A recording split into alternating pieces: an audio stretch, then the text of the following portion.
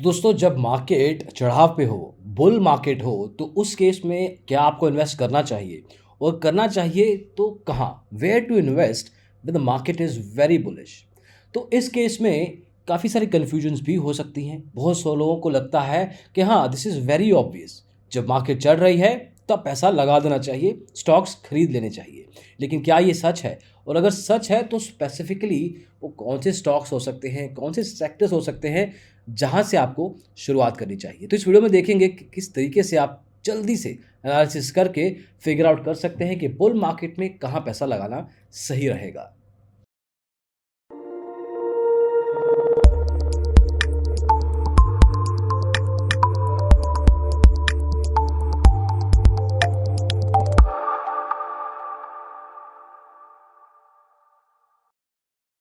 तो दोस्तों सबसे पहले जानना ये ज़रूरी है कि बुल मार्केट आखिर है क्या। देखिए, जब हर सेक्टर, ऑलमोस्ट हर सेक्टर में स्टॉक प्राइसेस इंक्रीज कर रहे हैं, ओवरऑल लेवल पे इंडेक्स का वैल्यू भी बेहतरीन लेवल पे बढ़ रहा है, उस केस में बुल मार्केट कहते हैं जब ये लगातार कुछ सेशंस के लिए हो। अब इस केस में कंफ्यूजन ये होता है कि लगाएं तो लगाएं कहाँ, क्योंकि हर स्टॉक एक्चुअल में महंगा हो चुका है। इसलिए ये समझना कि कौन सा stock price value for money है, कितना रिस्क इन्वॉल्व है, कितना ये एक्चुअल में इससे ज़्यादा भी ऊपर उठेगा या नहीं, ये सब समझने के बाद ही पैसा लगाना समझदारी है। और तो इसलिए 4 ऐसे फैक्टर्स आपको ध्यान देने हैं, कदम बाय कदम चलना है, स्टेप बाय स्टेप चलना है, जिसके बेस पे आप बुलिश मार्केट में पैसा लगा सकते हैं। सबसे पहले ये देखिए कि आपके पर्सनल गोल्स क्या है। You have to figure out कि एज क्या है, किस एज ब्रैकेट में हैं आप। राइजिंग और फॉलिंग जब स्टॉक्स की होती है, मतलब उतार चढ़ाव जब होता है, तो आपका इंस्टेंट रिएक्शन क्या होता है, मतलब आप किस तरह से रिएक्ट करते हैं, मेन पर्पस क्या है, क्यों इन्वेस्ट करना चाहते हैं आप, क्या आपको लॉन्ग टर्म लेवल पे पैसा चाहिए, रेगुलर इनकम चाहिए, या अभी के अभी आपको थोड़ा पैसा मार्केट से लेके आना है। दूसरा, बाय एंड होल्ड स्ट्रेटजी। देखिए, सिर्फ बुल मार्केट में इन्वेस्ट करने का मतलब बाइंग नहीं है, सेलिंग भी है, और वो भी सही टाइम पे, सही प्राइस पॉइंट पे। इसलिए थोड़ा सा पेशेंटली आपको एक्ट करना पड़ेगा। चाहे आप शायद आज की तारीख में स्टॉक को महंगा खरीद लें, लेकिन आने वाले समय में पेशेंटली अगर आप देखेंगे तो ओवरऑल पोर्टफोलियो में आपको जब तक प्रॉफिटेबल नंबर नहीं आता है तब तक पेशेंस रखनी है, होल्ड करके रखना है अपने स्टॉक को, और फिर एग्जिट लेना है। तीसरा, इन्वेस्टिगेट बिफोर इन्वेस्टिंग। देखिए, कोई भी कंपनी में आपने पैसा लगाना है, उसका एनालिसिस करना बेहद ज़रूरी है, चाहे वो टेक्निकल लेवल पे करें या फंडामेंटल लेवल पे।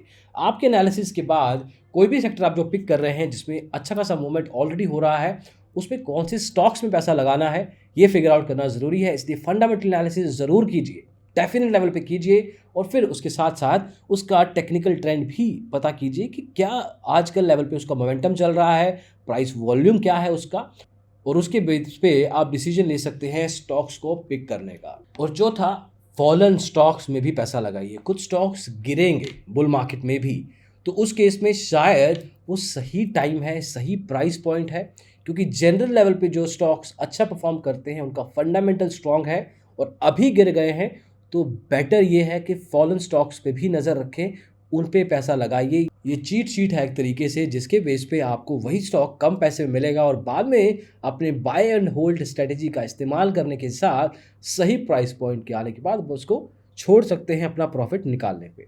और कुछ 2-3 चीज़ों का आपको ध्यान भी रखना है जब भी आप स्टॉक मार्केट में एंटर करें। जो भी कंपनीज आपने पिक करनी है, उसकी वैल्यूएशन स्ट्रांग होनी चाहिए, ऊंची होनी चाहिए। दैट विल टेल यू कि कंपनी प्रॉफिटेबल भी रही है और उसकी आज की तारीख में वैल्यूएशन बढ़िया है, मार्केट कैपिटलाइजेशन अच्छी है, और आपको अच्छा खासा रिटर्न वो दे सकती है।